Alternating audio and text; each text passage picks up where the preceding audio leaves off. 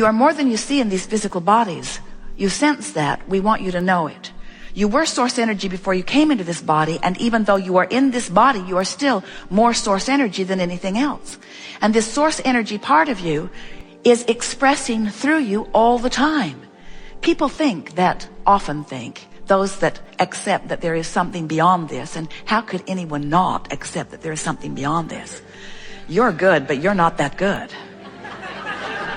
You've not managed to scrape enough dirt together and launch it into orbit to create another planet. In other words, you're good, but you've just got to look around and acknowledge that there's something really big going on of which you are a part. And that larger part of you remains non-physically focused. But while that larger part of you remains non-physically focused, you have full access to it here and now, out here on this leading edge of creation. And we want you to hear the specifically chosen run of those words. Out here where you are on this leading edge creation, on this leading edge creation.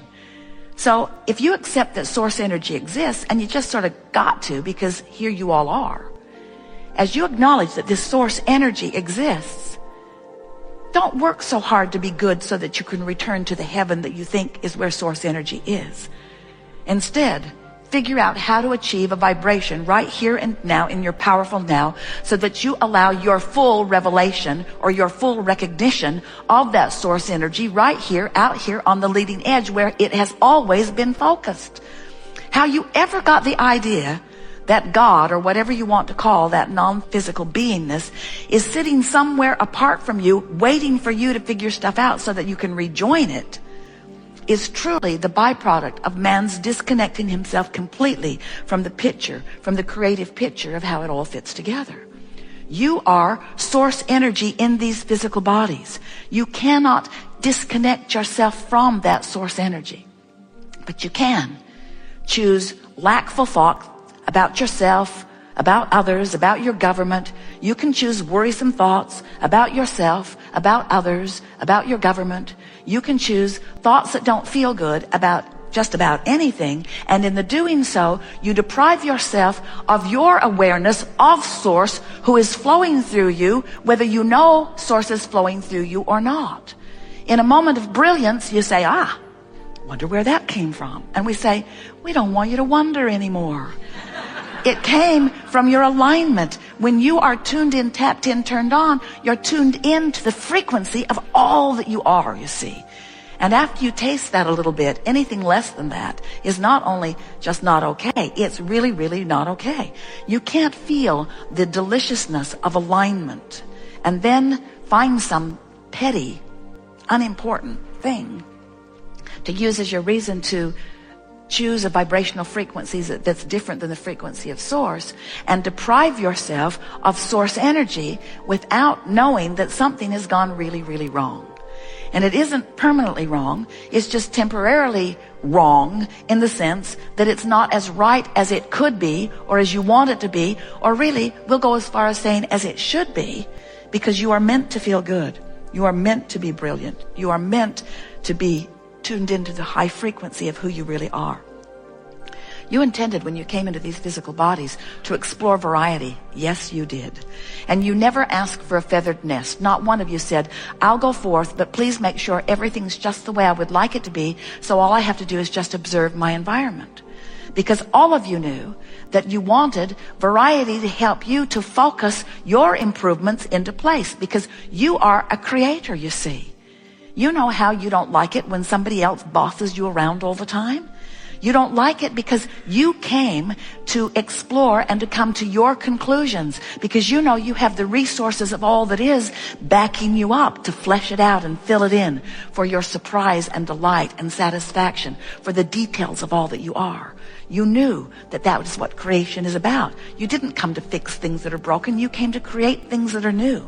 You came to explore and discover new combinations with new juxtapositions of new experiences. You intended to give birth to desires because you are an eternal creator, and eternity and evolution and continue evolution of desire is all the same thing. You can't be eternal and stand still. And so you were born into the most extraordinary, diverse environment where new desire would be, you knew it for sure, would be inspired within you. And when that inspiration occurs, it radiates vibrationally like rockets of desire. And as that radiated desire moves forward, it becomes an actual creation. The book we wrote, entitled Ask and It Is Given, speaks to that exactly. Because when contrast causes you to ask, it becomes an immediate manifestation. But as humans, you don't want to call those emotions manifestations. You don't want the idea of the new car, or the idea of the improved body, or the idea of the lovely relationship. You don't want, for the most part, the idea to be called the manifestation. You want the car in the garage and the lover in the bed and the improvement in the body. In other words, you want proof. You want others to be able to see it. But if you can accept that the idea is the manifestation, and you can revel in the fact that you are consciousness exploring variety, and that out of that variety is born desire, and that desire matters more than everything else put together, because that desire is the expansion of the universe. If you can accept that as your creation and relax into the knowing that you have done what you came to do, in the absence of resistance, it is our promise to you that the specifics of that desire will fill in around you in the most delightful dance with all of the others that you play with on your planet, as you together continue to move forward in this never-ending expansion that we are all about. Our strongest desire is that you accept that that which you call source energy, or that which you call God, is doing the creating that you've all been reveling in or revering right here through you in this time-space reality. That when you have that moment of delight in a new idea, that is you and Source together reveling in the eternal expansion of this universe. And it's worth celebrating right then and there. And that's what that elation that you feel is. That's that celebration that you and Source are having together, you see. And when you feel afraid, when you feel fearful, when you feel angry, when you have those negative emotions, it doesn't mean that Source is feeling those. It means that you're feeling something so bogus, so apart from the way the Source energy feels within you, that it has to equal the opposite compensation. In other words, who you really are feels so good. When you pinch yourself off from it, isn't it logical that you would feel really bad? So as you begin to understand that your emotions have always been your guidance system to let you know one thing and one thing only. How am I in my physical body right out here on the leading edge resonating with the source of all that I am? Is there full resonation, or am I off the beam in some way? So now you know everything we know. Now you know everything that is important to you. Now you know that when you feel fear, all it means is Source doesn't agree with you. And Source is right here present with you, always in this leading edge moment. You are never by yourself. You are never without the full resources of all that you are. You cannot sever yourself from that. You cannot. You cannot sever yourself from the resources of Source. But you can deprive yourself of the feeling of Source if you activate a vibration that doesn't allow you the translation of it. Does that make sense to you? And doesn't negative emotion every single time, doesn't it have an empty quality to it?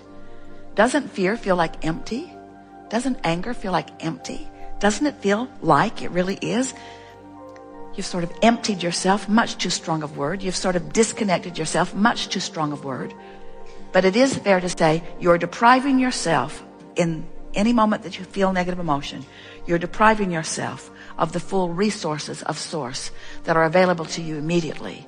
And as we're moving forward here today, we want to show you that within 10 minutes tops, no matter how long you've been in that place, no matter how long you've practiced that negative emotion, no matter what the conditions you're standing in that you're observing that may be making you feel less than good, it doesn't matter how big, bad, and awful whatever it is that you think you're living, 10 minutes is as long as we think it would ever take to achieve the important manifestation of the improved emotional state of being. And if you can accomplish the emotion, you've created the grid. And if you've created the grid and can maintain the emotion, the details will fill in, and you will feel like the most blessed, loved, cared for, worthy being who has ever lived in any environment, because everything just fills in and says, Here's more, lovely one, of what you're looking for. Here's more, here's more, here's more. You'll never get bored because there will always be more. You'll always stand in a place where your time-space reality will inspire yet a new desire to which you must achieve emotional alignment. You got that, didn't you? What do you want to talk about? We are eager to talk with you about anything that matters to you. Do not worry, we will drag you kicking and screaming into the vortex. We will have our way with you. We will resonate so powerfully the perfection of who you are and what you want that you will not be able to deny yourself of the vibration of that anymore. Begin right here. This is the best articulation of where this leading edge knowledge has come to this point. It'll be different tomorrow, but here's where it is today. If you accept the vibrational quality of that which you are, and you accept that your most powerful desire is the manifestation of the emotion, and you accept that once you've accomplished that, now you've connected with source energy, now you're in the place of allowing all of this alignment and all of this power, that emotional manifestation is the grid that will fill in with such detail to surprise and delight you and inspire you and thrill you and others, never-endingly, never-endingly, never-endingly. So if you start with this emotional basis and you let it be what you are really reaching for, and you accept it as the only thing that is important for you to accomplish, and so you begin going after it, we want you to think of that emotional accomplishment or that emotional manifestation as the general but pure basis of creation. Now, it will fill in with more specifics. It just must, because law of attraction is going to fill it in. And it will fill it in with the specifics that match the basis of it. So that's why we're saying, if you will take the time to lay a basis, because when you love and hate and love and hate and love and hate, your grid is filled in with lovely things and hateful things and lovely things and hateful things. When you're sure and afraid and sure and afraid and sure and afraid, your grid fills in with certainty and fearful things. And so as you clarify deliberately this emotional basis, and then you watch the manifestations reflect that, it gives you your conscious awareness. It's really what deliberate creation is. But it will always fill in with more specifics.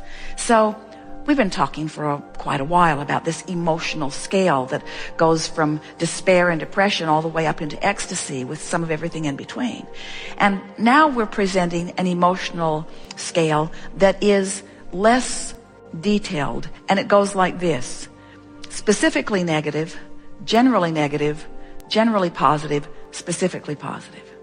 Because we want to emphasize that if something's gone wrong and you're feeling specifically negative, because there's lots of details that have filled in that are frightening you or angering you, that your dominant intention is just to get as general as you can about it, which means talk to people less about it, or if you're talking to them, talk in more general terms, rather than saying why you hate that person and the details of all the things that they've done wrong to you.